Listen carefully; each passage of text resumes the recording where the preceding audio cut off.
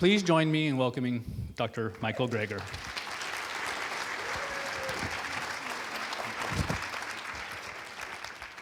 Welcome, everyone.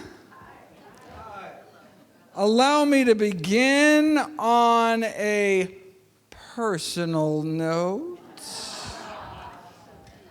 This is a picture of me taken around the time that my grandmother was diagnosed with end-stage heart disease and sent home to die. She already had so many bypass operations, basically run out of plumbing at some point, confined in a wheelchair, crushing chest pain. Her life was over at age 65. Then she heard about this guy, Nathan Pritikin, one of our early lifestyle medicine pioneers, and what happened next is actually detailed in Pritikin's biography. My grandma was one of the death's door people. Frances Greger, my grandmother, arrived in one of Pritikin's early sessions in a wheelchair. Mrs. Greger had heart disease, angina, claudication, her condition so bad she could no longer walk without great pain in her chest and legs. Within 3 weeks, though, she's not only out of her wheelchair, she was walking 10 miles a day. There's a picture of my grandma. Aww. This is a picture of my grandma at her grandson's wedding, 15 years after doctors had abandoned her to die. She was given a medical death sentence at age 65, but thanks to a healthy diet, was able to enjoy another 31 years on this planet until age 96 to continue to enjoy her 6 grandkids, including me. That's why I went into medicine. Now, years later, when Dr. Dean Ornish published his landmark lifestyle heart trial proving with something called quantitative angiography, that indeed heart disease could be reversed. Arteries opened up without drugs, without surgery, just a plant-based diet and lifestyle program. I assumed this was going to be the game changer. I mean, my family had seen it with their own eyes, but here it was, in black and white, published in some of the most prestigious medical journals in the world, yet nothing happened. So wait a second, if effectively the cure to our number one killer could get lost down some rabbit hole and ignored, what else might there be in the medical literature that could help my patients, but just didn't have a corporate budget driving its promotion? Well, I made it my life's mission to find out. For those of you unfamiliar with my work, every year I read through every issue of every English language nutrition journal in the world, so busy folks like you don't have to. I then compile the most interesting, most groundbreaking, most practical findings, the new videos and articles I upload every day to my nonprofit site, nutritionfacts.org. Everything on the website is free. No ads, no corporate sponsorship, strictly non-commercial, not selling anything. Just put it up as a public service, as a labor of love, as a tribute to my grandmother. New videos and articles nearly every day on the latest in evidence-based nutrition. What a concept. So where did Pritikin get his evidence from? Well, a network of missionary hospitals set up throughout sub-Saharan Africa uncovered what may be one of the most important advances in health, according to one of our most preeminent medical figures of the last century, Dr. Dennis Burkitt, the fact that many of our major and commonest diseases were universally rare, like heart disease. In the African population of Uganda, for example, coronary artery disease was almost non-existent. You say, wait a second, our number one killer, almost non-existent. What were they eating? Well, they're eating lots of vegetables and grains and greens, and their protein almost entirely from plant sources. And they had the cholesterol levels to prove it, very similar to what one sees in kind of modern day plant eaters. So wait a second, maybe they just died early from something else, never lived long enough to get heart disease. No, here's age-matched heart attack rates in Uganda versus St. Louis.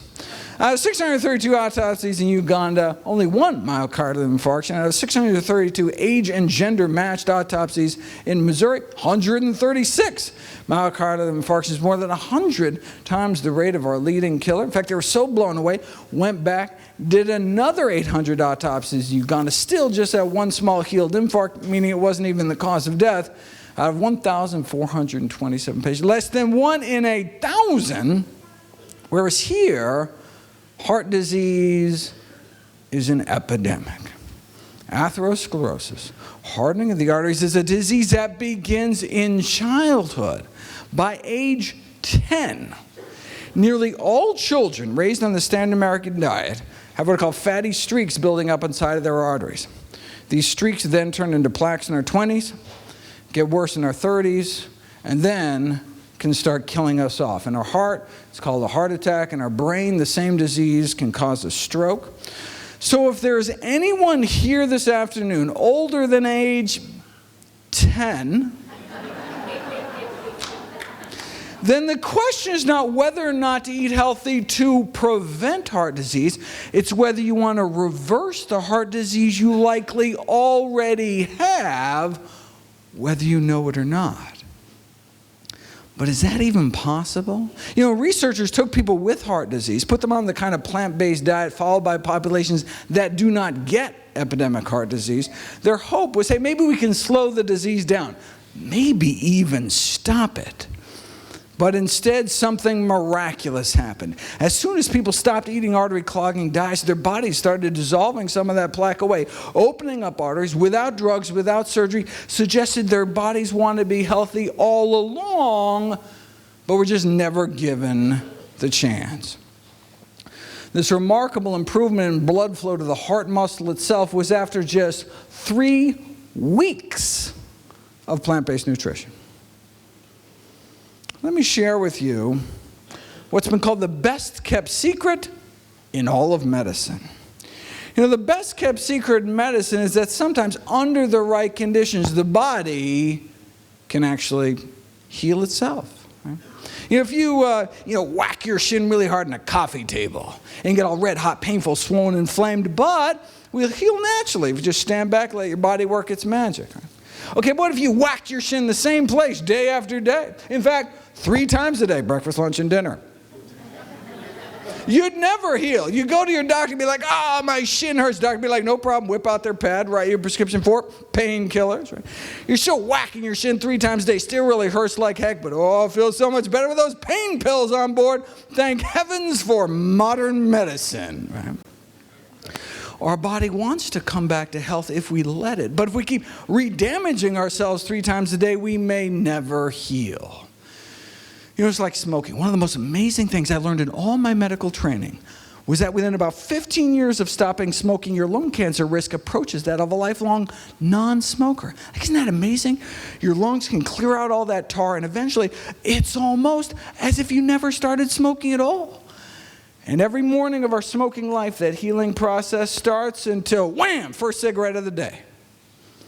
Re-injuring our lungs with every puff, just like we can re-injure our arteries with every bite, when all we had to do all along, the miracle cure, is just stand back, stop re-damaging ourselves, and let our natural healing processes bring us back towards health.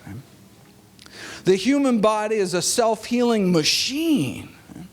Sure, you can choose moderation and hit yourself with a smaller hammer,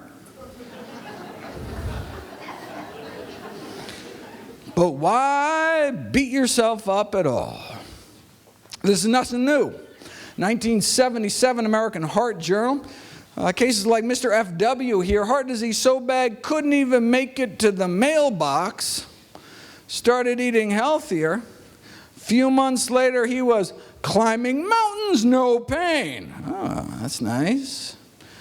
Well, you know, there are these fancy new classes of anti-angina drugs on the market now, though. I mean, cost thousands of dollars a year, but hey, at the highest dose, may be able to increase exercise duration as long as 33.5 seconds. Does not look like those choosing the drug route are going to be climbing mountains anytime soon, right? See, plant-based diets aren't just safer and cheaper, they can work better because you're treating the underlying cause of the disease. Now, normally at this point I move on to cancer, killer number 2. Talk about the role diet may play in preventing, arresting, reversing each of our top 15 killers. I want to take advantage, however, of the time we have together for lots of time for Q&A. So I'm just going to skip down through a few of these. But, in a certain sense, what more do we need to know? There's only one diet ever been proven to reverse heart disease in the majority of patients, a plant-based diet, right? And so anytime someone tries to sell you on some new diet, do me a favor, ask them, wait a second, one simple question. Has this diet been proven to reverse heart disease, the number one reason me and all my loved ones will die? If the answer is no, why would you even consider it, right? If that's all a plant-based diet could do, reverse the number one killer of men and women, shouldn't that kind of be the default diet until proven otherwise? And the fact that it could also be so effective in preventing, arresting, reversing other leading killers like high blood pressure and type 2 diabetes would seem to make the case for plant-based eating simply overwhelming.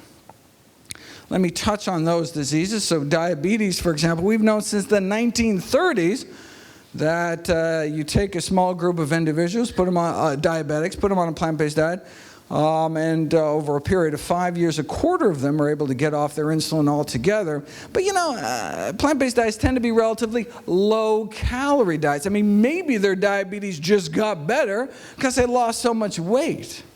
To tease that out, what you'd have to do is put people on a healthy diet, but force them to eat so much food that they don't lose any weight. Then we could see if there's some unique benefits to plant-based eating beyond just all the easy weight loss. Well, we'd have to wait a few decades, but here it is. Subjects were weighed every day, and they started to lose weight. They're made to eat more food. In fact, so much more food. Some of the participants had problems eating it all. They're like, oh, not another salad. Oh. But eventually they adapted. So no weight loss despite restricting meat, eggs, dairy, and junk. Okay, so with zero weight loss, was there any benefit to their diabetes? Well, insulin needs were cut 60% across the board. Half the diabetics ended off all their insulin altogether. Wow.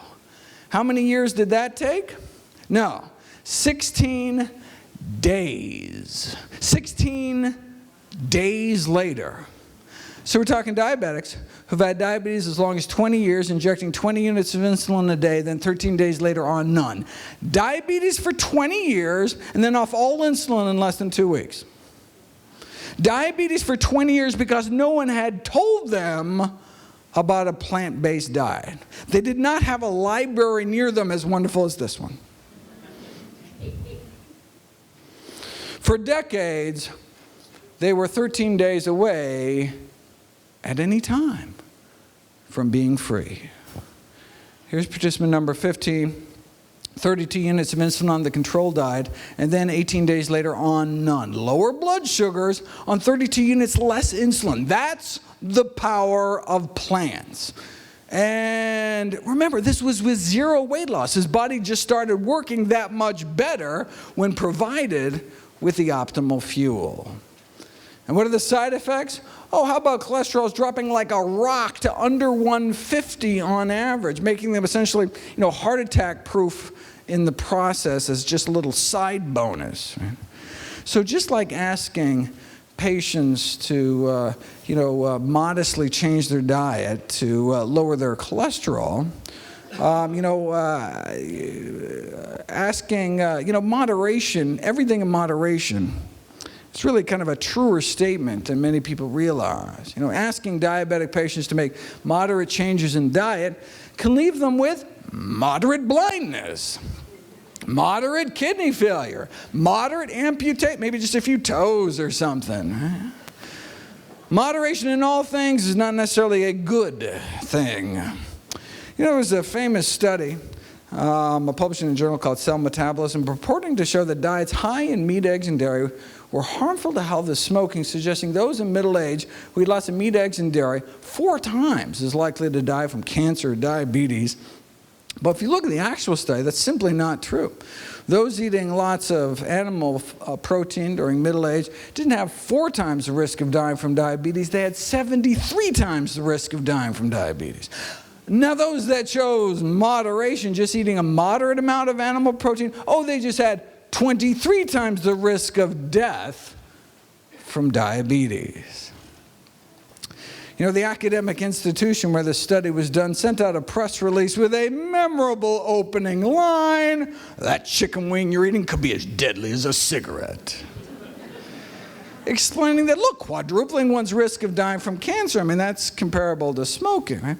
So what was the reaction in the scientific community to this revelation that diets high in meat, eggs, and dairy could be harmful to health as smoking? Well, one nutrition scientist said it was potentially dangerous to tell people about this study. Why?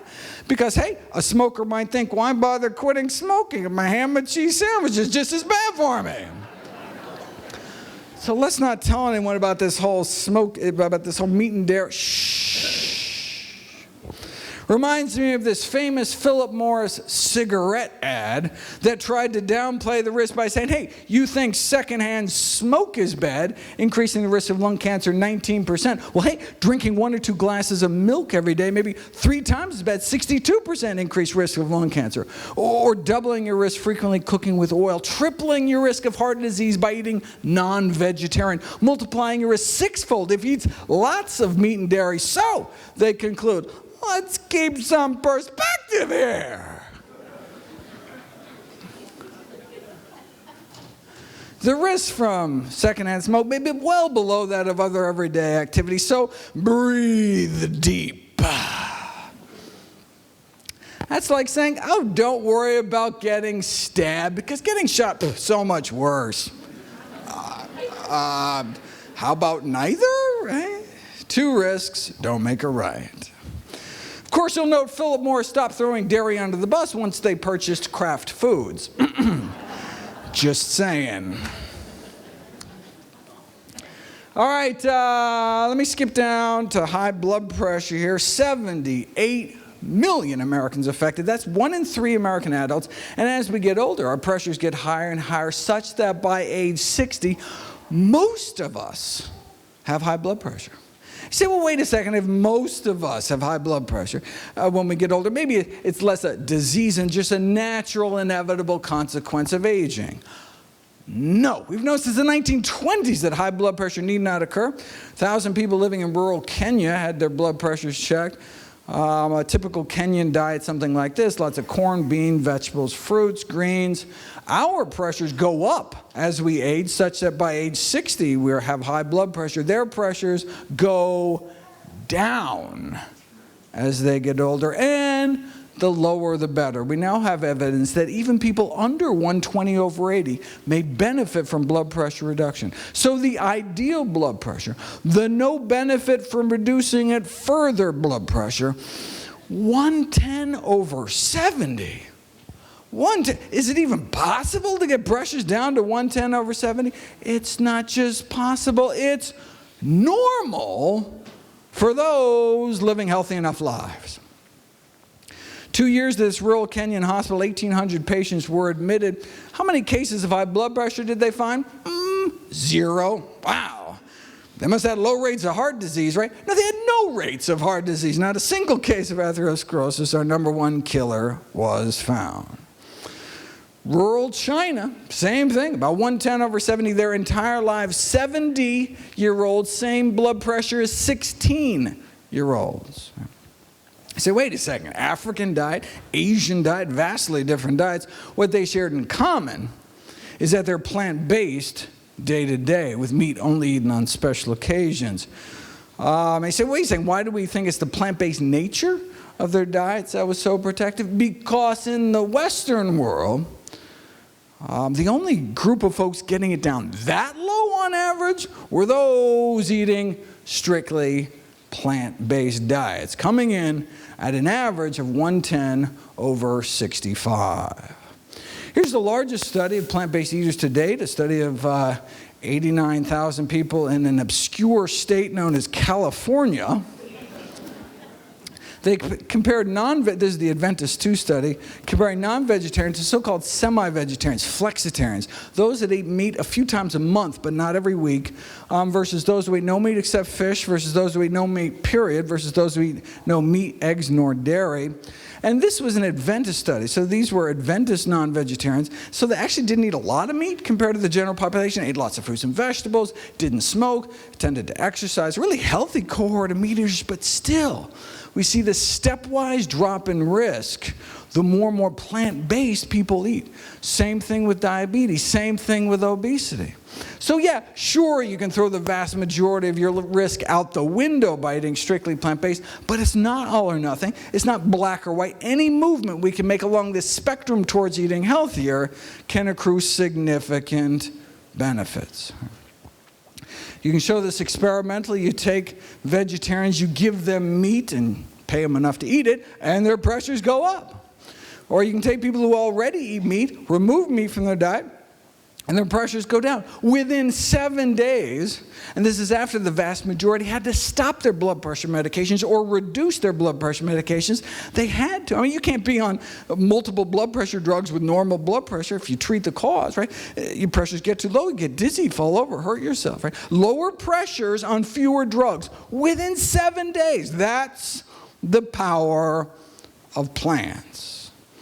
So, does the American Heart Association recommend a no-meat diet? No, they recommend a low-meat diet, the so-called DASH diet. So wait a second. When this DASH diet was being created, I mean, were they just not aware of this landmark research done by Harvard's Frank Sachs? No, they were aware. The chair of the design committee that came up with the DASH diet was Frank Sachs. See?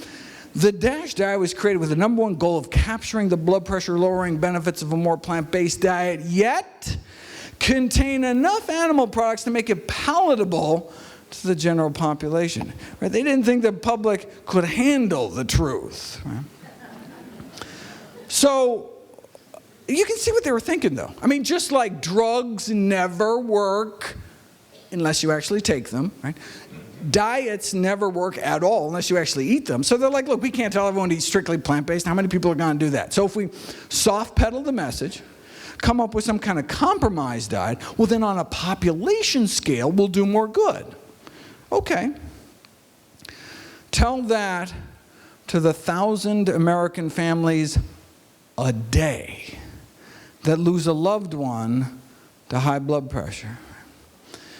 Maybe it's time to start telling the American public the truth, which is that in the United States of America, most deaths are preventable and related to nutrition. According to the Global Burden of Disease Study, this is the largest study of risk factors for disease in history, funded by the Bill and Melinda Gates Foundation. The number one cause of death in these United States is the American diet.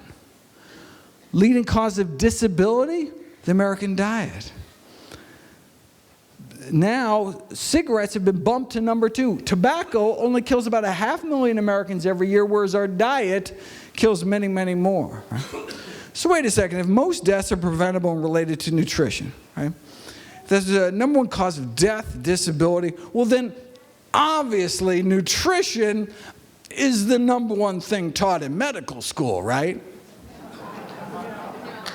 I mean, obviously, it's the number one thing your doctor talks to you about at every single visit, right? Wait a second. How can there be this disconnect between the science and the practice of medicine? Let's do a thought experiment. Imagine yourself a smoker back in the 1950s. You know, back in the 1950s, the average per capita cigarette consumption was 4,000 cigarettes a year. The average person walking around smoked half pack a day, on average. Right? The media was telling people to smoke. Famous athletes agreed. Right? Even Santa Claus wanted you to smoke. I mean, look.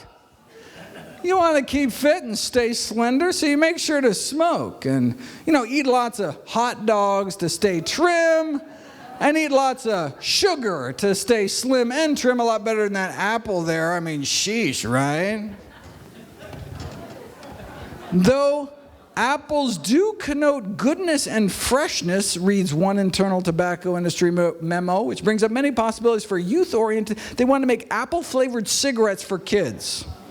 Shameless. Right? For digestion's sake, we should smoke. I mean, no curative powers claimed by Philip Morris, but hey, better be safe than sorry, and smoke. Right. Blow in her face and she'll follow you anywhere.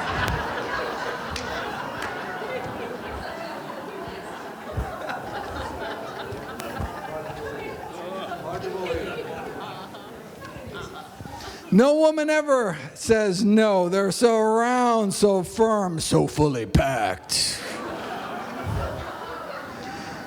I mean, after all, John Wayne smoked them until he got lung cancer and died. You know, back then, even the paleo folks were smoking.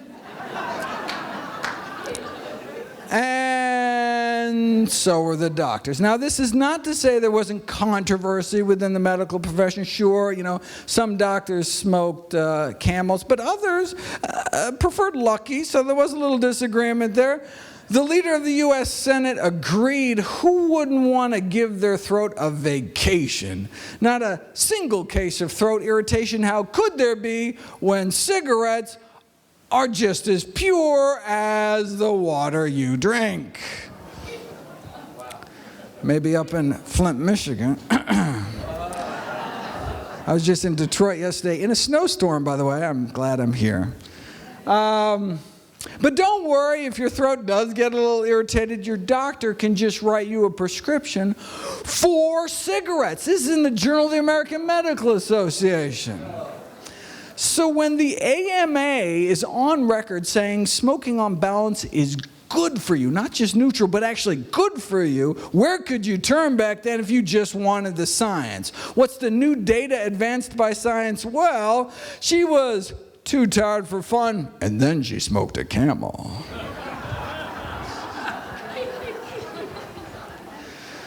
Babe Ruth spoke of proof positive medical science.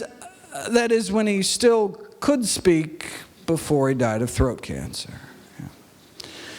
You know, if by some miracle back then there was some kind of smokingfacts.org website that could deliver the science directly, bypassing commercially corruptible institutional filters, one would have become aware of studies like this.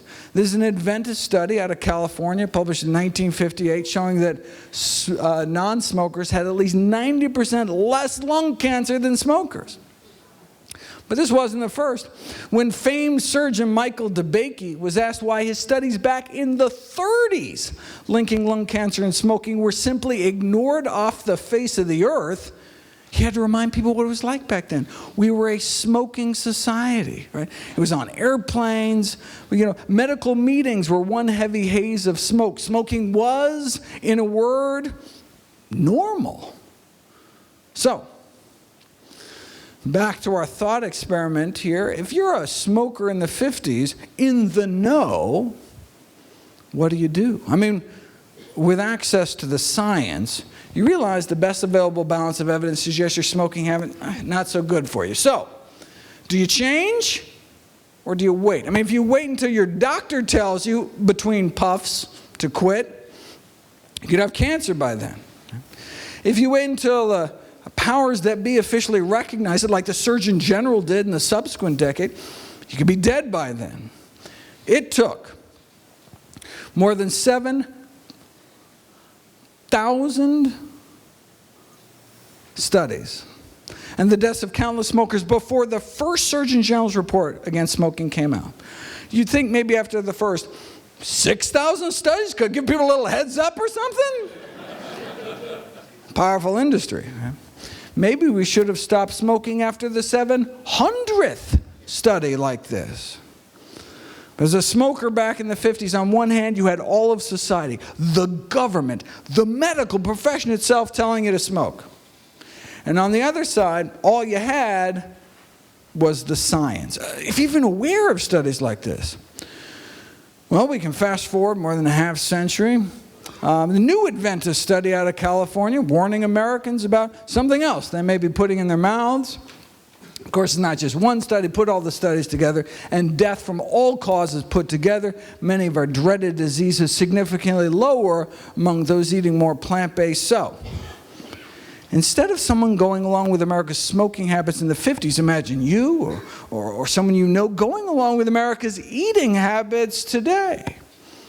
What do? I mean, with access to the science, you realize the best available balance of evidence suggests your eating habits are not so good for you. So, do you change or do you wait? I mean, if you wait until your doctor tells you between bites to change, it could be too late. In fact, even after the Surgeon General's report came out, the American Medical Association went on record officially refusing to endorse it. Why? Could it have been because they were just handed a $10 million check from the tobacco industry? Maybe. Okay, so we can see why the AMA was sucking up to the tobacco industry, but why weren't more individual doctors speaking up? I mean, there were a few ahead of their time speaking up against industries killing millions, like Dr. Michael Clapper here in this area. But why not more? Well, maybe it's because most physicians themselves smoke cigarettes, right? Just like the majority of physicians today continue to eat foods that are contributing to our epidemics of dietary disease. What was the AMA's rallying cry back then? Everything in moderation. Extensive scientific studies have proven smoking in moderation, oh, that's fine. Sound familiar? The meat industry uses the same the food industry uses the same tobacco industry tactics, twisting the science, misinformation. The same scientists for hire, paid to downplay the risks of toxic chemicals in cigarettes, are the same paid for by the National Confectioners Association to downplay the risks of candy, and the same paid for by the meat industry to downplay the risks of meat. Whereas animal foods and processed foods are killing off at least 14 million people around the world every year. So, those of us involved in this evidence-based nutrition revolution, we're talking about 14 million lives in the balance. Maybe plant-based eating should be considered kind of the nutritional equivalent of stopping smoking. But how long do we have to wait before the CDC says don't wait for open heart surgery before start eating healthy as well? Until the system changes, we need to take personal responsibility for our own health, for our family's health. We can't wait till society catches up to the science again, because it's a matter of life and death. When Dr. Kim Williams became president of the American College of Cardiology, he was asked in an interview why he himself follows the same diet he recommends to all his patients, a strictly plant-based diet. "I don't mind dying," Dr. Williams replied. "I just don't want it to be my own fault." Thank you so much.